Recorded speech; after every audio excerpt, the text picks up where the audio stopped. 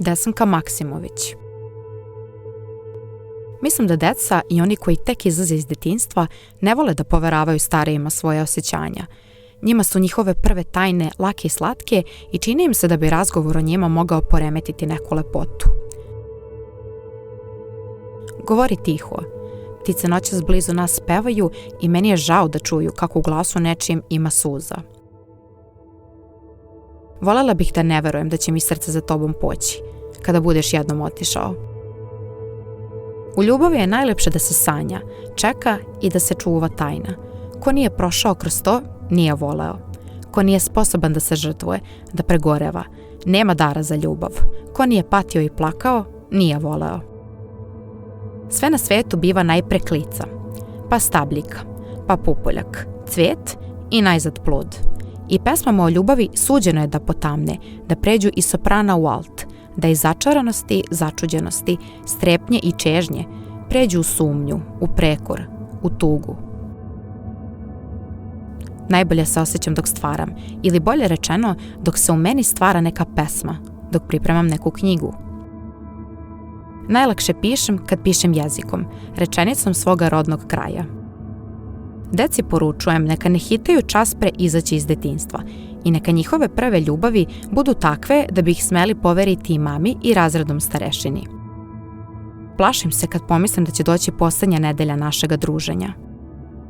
Da se nisam srodila već u detinjstvu sa jezičkim blagom našeg jezika, ko zna da li bih ispevala onolike melodije, slične melodijama kakav se čuju u prirodi. Bez moga detinjstva, ko zna da li bi bilo stvaralačko utočište, inspiracija, najprisniji životni prostor.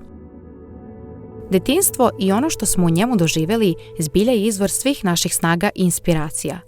Lepotu koju smo se tada divili ne pomrači ni jedna s kojom se posle sretamo. Meni ni jedno more, ni jedna ravnica ne mogu zameniti brda, niti mi jedna reka i njen huk mogu pomračiti lepotu gorskih potoka i njihov žubor. Rečima koje smo u detinjstvu naučili najlakše se i najradije izražavamo.